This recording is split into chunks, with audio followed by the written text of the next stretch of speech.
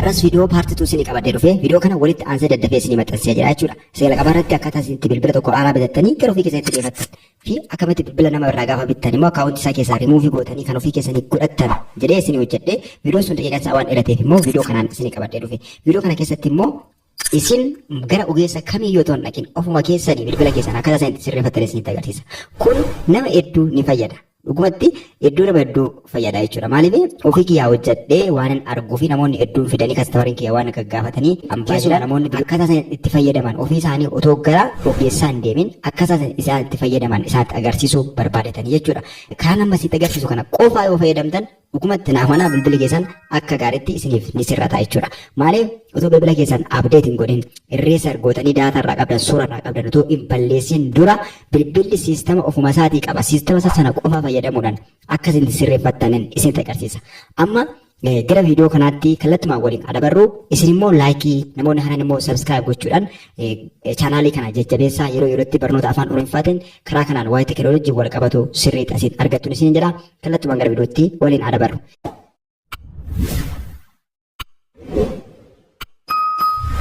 Jalqaba irratti wanti nuti gochuu qabnu bilbili keessan waan fedhe haa ta'u yeroo tokko tokko bilbilli ni ho'aa yookiin immoo osoo isinumaatti hin buusin istooreejiin isaa isin jalaa guutee istooreejiin si jalaa dhume isiniin jedha yookiin immoo daataa hojjechuu dida yookiin waayifaa konneekti isinii gochuu dida yookiin appilikeeshinii isinii buusuu dida rakkina garaagaraa qaba jechuudha. Kana sirreessuudhaaf isteeppii lama yookiin sadii qofa fayyadamna. Baay'ee salphaadha. Daqiiqaa muraasa gidduutti asitti agarsiisee xumura.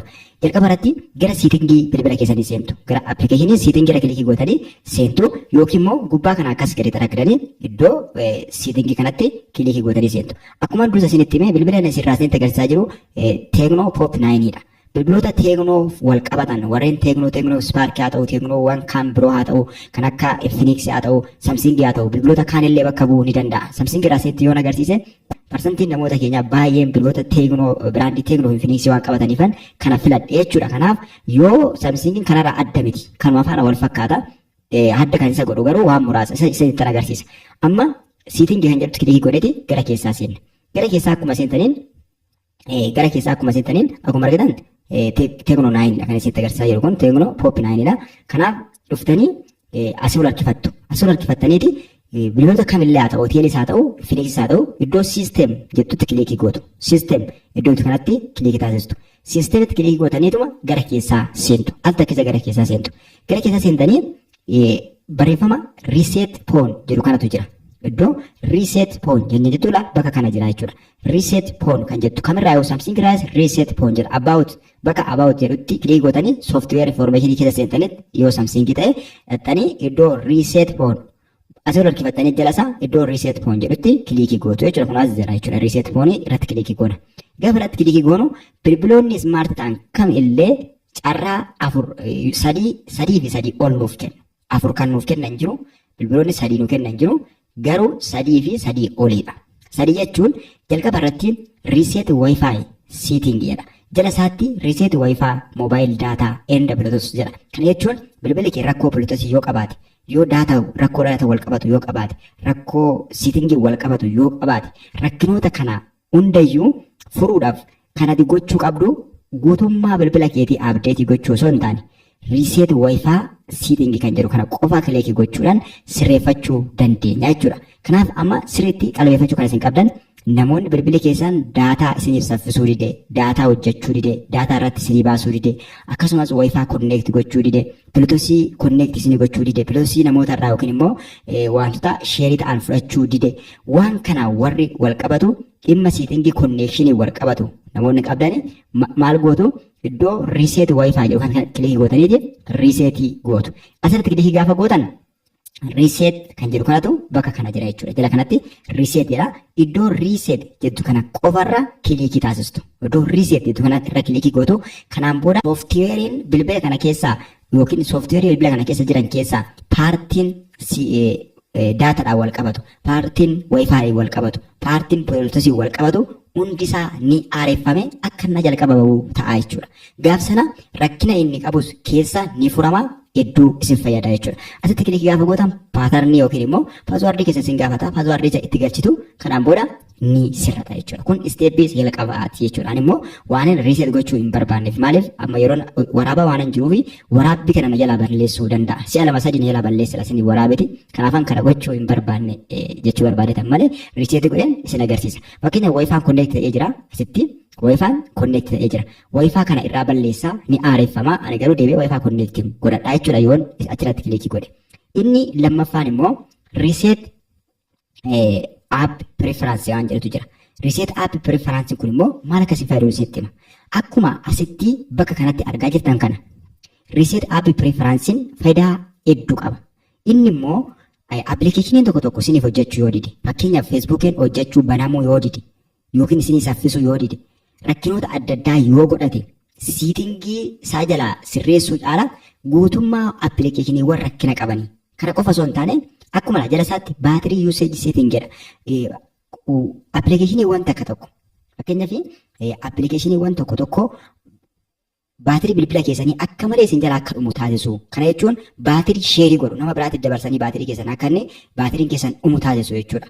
Appilikeeshiniiwwan akka sanaatu jira. Nama tokko tokko appilikeeshinii waan appilikeeshinii rakkina qaba. Appilikeeshinii akarii akka waan ta'e itti fakkaatu takka illee garuu appilikeeshinii balaa guddaa qaba.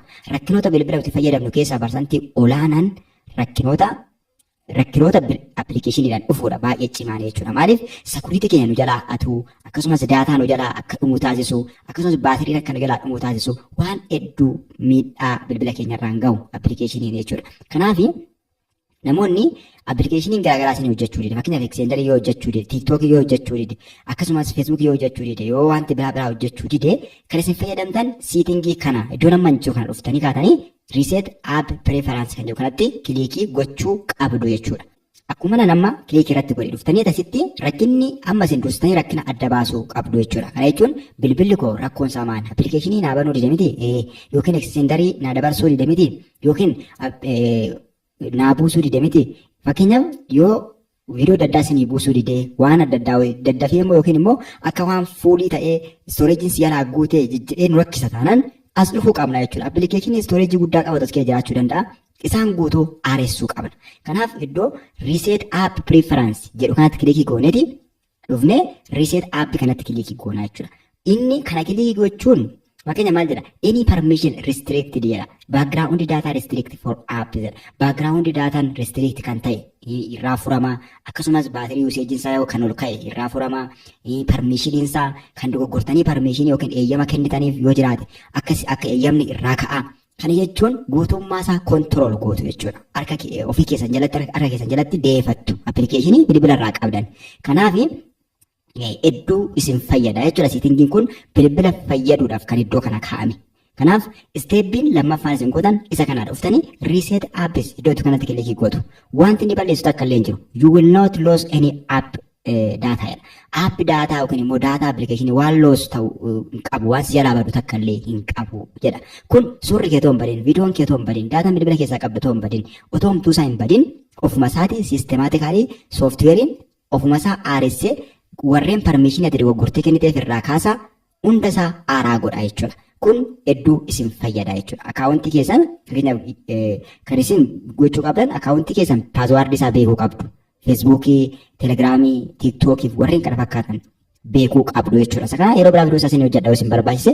Kanaaf dhuftanii reset app itti kilikii gaafa gootan maal ta'a? Abdeetii isa guutuu ta'u otoo hin taane daqiiquma muraasa rootee akkasumatti godheeti yookiin immoo cufee banee bilbila keessan deebi'aa wanti irraa badu takka illee hin jiru jechuudha. Kanaaf akkanatti fayyadamtanii sirreeffachuu dandeessu. Dursa garuu akkaawuntii sooshaal miidiyaa keessanii sirriitti beekuu qabdu jechuudha. Paaswaardii isaa maal akka ta'e yoo akka tasaa irraa balleessa ta'e garuu loos godhee waan irraa balleessu takka illee hin qabu jechuudha. Kanaaf kana fayyadamtanii sirreessuu dandeessu. Inni sadaffaan irreesal all daataadha. Namoonni hedduu yeroo baay'ee kana fayyadamu. Irreesal all daataa jedhu kana fayyadamu. Kun sirrii miti. Kana jechuun kan isin gorsu rekomaandi isin godhu maaliif balaa qaba. Kana gootan taanaan faayilli isin bilbila keessaa qabdan guutummaan isaa wanti afu takka illee hin jiru. Suura isin faayila keessaa qabdan, viidiyoo adda addaa qabdan, wanti isin qabdan achirraa dookumantii isin qabdan kamillee takka illee kanaaf hin jiru jechuudha. Inni kun baay'ee sirrii miti. Kana kan goonu bakka carraan kana gochuu baay'ee dhiphaadha. Ogeessa beeku, ogeessa waa'ee bilbilaa beeku bira dhoodhatan carraan inni irreessa ol daataa godhu baay'ee dhiphaadha. Maaliif jedhan rakkina bilbila keessatti fiduu waan danda'uuf saffisa bilbila keessanii hanga bilbila keessan sooftiweerii dura keessanii dadhabsiisaa waan deemuuf kun irreesaan ol daataa gochuun sirrii miti jechuudha. Yoo baay'eedhuma cimee dhufe yoo baay'eedhuma baqaa nu rakkise sana lamaan goone yoo nu rakkise qofa kan isin isteeppii kana fayyadamtan jechuudha. Garuu na amanaa tokkoffaaf lammaffaa kanaan wanti isin rakkisee ture isiniif ni sirrataa jechuudha. Kan namoota hedduu akka kanatti kan sirrataa jirudha. Ofii kiyyaa akka kanatti sirreessafii jira jechuudha. Kanaaf akka kanatti itti gargaaramtu isin jira. Irreesaan ol daataan immoo yoo guutummaatti faayilii ani qabu isaa abadu guutummaan isaa abadu jettanii yoo yaaddan isarra gootanii paaswaardii yookiin jala isaa dhufee irreesaan daataa isin jedha akkaawuntii keessa jiru isinitti hima inni iyyuu maal akka balleessu isinitti hima jechuudha. Fakkeenyaaf this will irreesaan ol daataa from foon jedhee internal storage including jedha. Storage keerra waan jiru faayiloota adda addaa, suura adda addaa, viidiyoo adda addaa ati bilbila irraa qabdu dabalatee hunduma isaayyuu ni balleessa kunis hin jedhee sitti hima jechuudha. Maal dabalatee Google akkaawuntii ofii kee banatte dabalatee jechuudha. Kanaaf your Google account, system app, data, setting, download app, music, photo, and other usage jedha. Warreen kana hundumatu si jalaa badaa yoo waan akka kana isa kana yoo fayyadamte jedha. Isa qabaratti deebisee agarsiisa. Reset app preference warreen kanaadha jechuudha. Disable appin disable ta'e yookiin appin tokko diigata dogoggortee disable goote akka hin hojjenne yoo ati goote.